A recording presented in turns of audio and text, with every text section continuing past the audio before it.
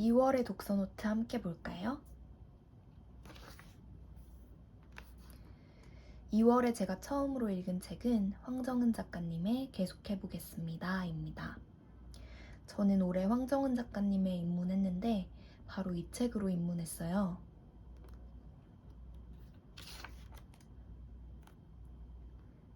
다음으로는 최은미 작가님의 단편집 눈으로 만든 사람을 읽었습니다. 최은미 작가님의 작품 역시 처음 접해보는 것이었는데요. 매우 인상 깊게 읽었습니다.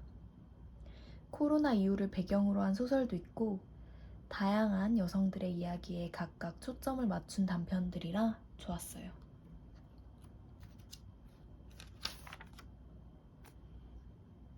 세 번째로는 올해 초에 정말 핫했던 책이죠. 물고기는 존재하지 않는다를 읽었어요. 개인적으로 이 책은 스포도 스포지만 최대한 끊어읽지 말고 한 호흡에 읽는 게 중요한 것 같아요.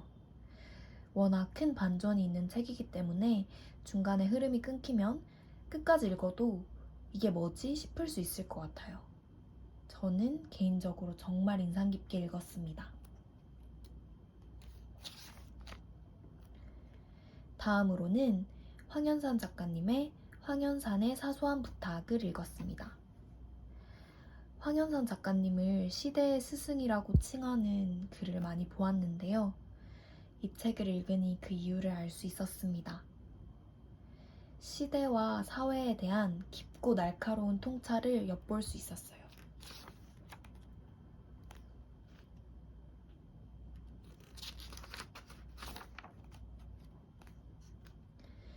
앤디 위어의 프로젝트 헤일 메리도 읽었는데요.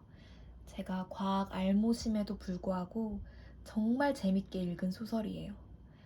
두꺼운데도 이틀 만에 다 읽을 정도로 아마 올해의 책에 무조건 들어가지 않을까 싶고 영화화가 된다고 하던데 매우 기대하고 있습니다. 바로 옆 페이지에는 프랑수아즈 사강의 브람스를 좋아하세요 독서 기록이 있네요. 작년에 슬픔이여 안녕을 읽은 후로 제가 읽은 두 번째 사강 소설이었는데요. 왜 대표작인지 알 수 있을 만큼 정말 흥미진진하게 읽었습니다. 이 책을 읽고 주인공인 폴이 이해가 되지 않는다는 리뷰를 꽤 여러 번 봤는데요. 저는 개인적으로 폴의 선택이 100% 이해가 되었습니다.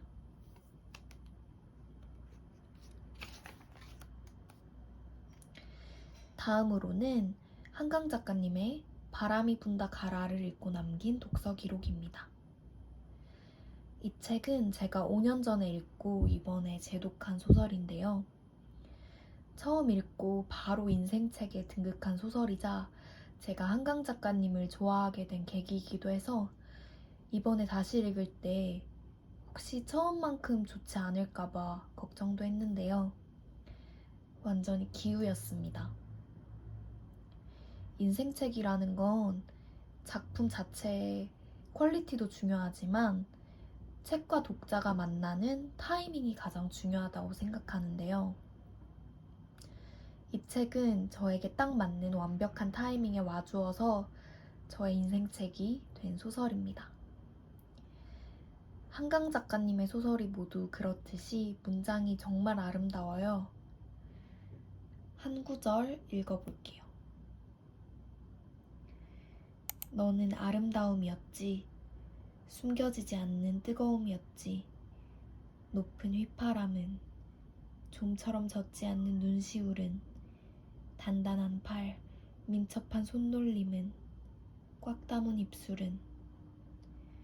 너는 이제 차가움이지, 죽음이지, 불룩한 호주머니는, 아무렇게나 걷어올린 소매는, 땀 맺힌 콧잔등은, 웃음은, 그 모든 안간힘은.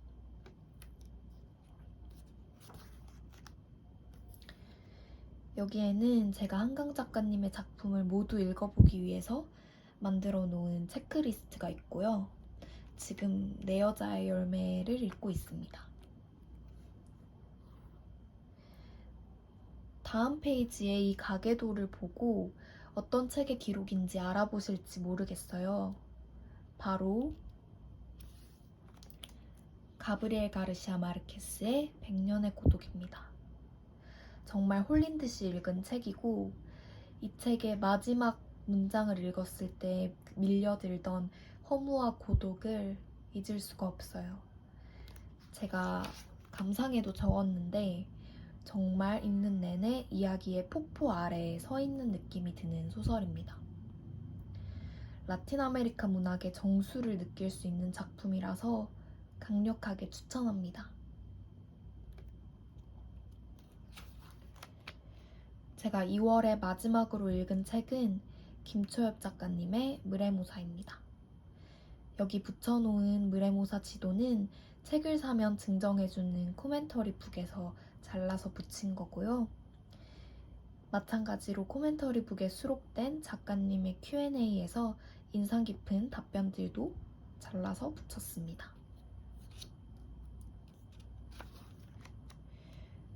뒷장에도 마찬가지고요. 여기까지 2월의 독서노트 기록이었습니다.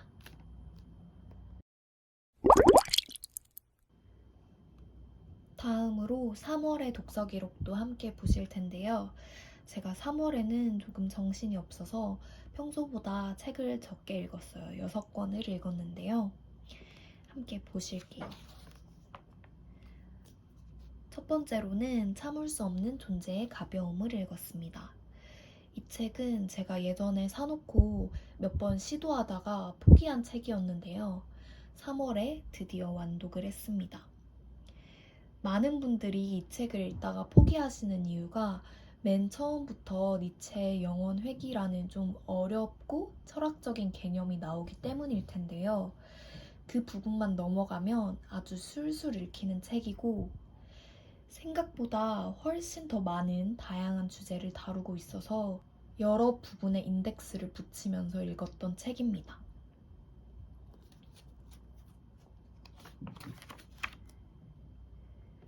여기 이렇게 정리한 것은 제가 참을 수 없는 존재의 가벼운 책 리뷰를 찾아보다가 네이버 블로그에 어떤 분께서 책에 나오는 개념들을 정리해 놓으신 걸 보고 여기에 따라서 적어 보았습니다.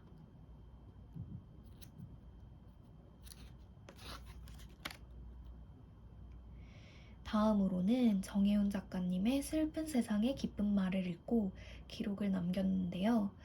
이 책 자체가 자신을 살게 하는 말, 이야기에 관한 책이라서 저도 여기 남는 자리에 제가 좋아하는 단어들을 적어보았습니다.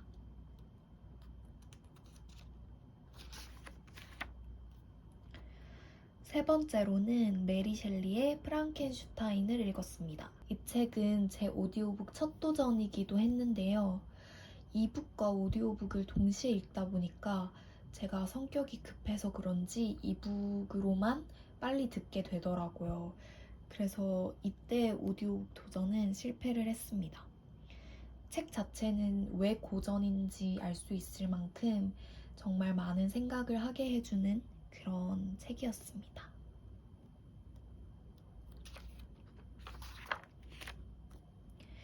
다음으로는 클래식 클라우드 시리즈의 가르시아 마르케스를 읽었습니다. 제가 100년의 고독을 워낙 인상 깊게 읽어서 클래식 클라우드 시리즈도 이렇게 읽었고요. 다음으로는 아무튼 비건을 읽었습니다. 저는 비건 생활을 하고 있다고 보기엔 어렵지만 비건 지향을 해야 한다고 생각하는 사람인데 이 책 중에서도 마지막 부분에 반응들이라는 챕터에 비건을 하지 않거나 비건을 공격하는 사람들의 말에 조목조목 대응을 하는 챕터가 정말 인상 깊었어요.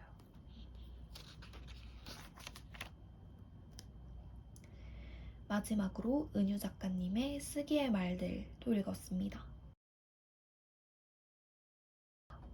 안 쓰는 사람이 쓰는 사람이 되기 위하여 라는 부제가 달려있는데 정말 이 부제에 딱 맞는 책인 것 같아요. 이 책을 읽고 나면 어떤 글이라도 당장 쓰고 싶어지는 그런 책입니다. 쓰기에 관련된 100가지가 넘는 문장과 그 문장에 은유 작가님의 글이 덧붙여져 있는데요. 정말 인상 깊게 읽은 책이고 다른 은유 작가님의 책도 찾아 읽을 예정입니다.